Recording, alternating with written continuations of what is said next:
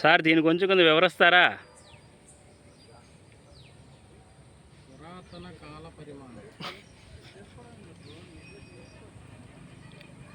ఉంది కదా. అట్లనే సన్ రైజ్ పడినప్పుడు ఈ కోణం అక్కడ వెళ్తే అది 6 గంటల ఉదయం. సూర్యుడు మార్పు జరిగే కొద్దీ ఈ కోణం మార్పులో వస్తూ ఉంటుంది. 6 గంటలు, 7 గంటలు, 8 గంటలు.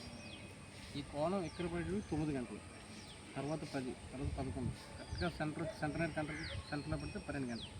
మళ్ళీ ఇటువైపు వస్తే ఈ కోణం మళ్ళీ ఇక్కడ పడితే 1 గంట, తర్వాత 3 గంటలు. తీసుకెళ్ళారా తిన్నగా తర్వాత 5, నాగరాజు గడు జలాని గడు అంటే ఈ గీతలు బట్టి నీడని ఈ నీడని బట్టి అంచనా టైం ఇస్తారు.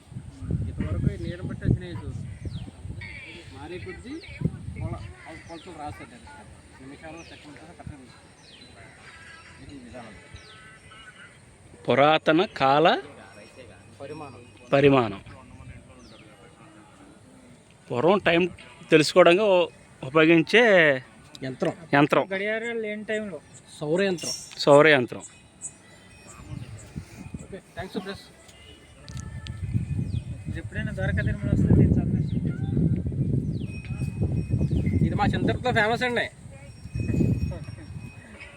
ద్వారకా తిరుమల వచ్చిన వారు ఖచ్చితంగా చూడవలసిన ప్రదేశం అన్నిట్లో ఒకటే.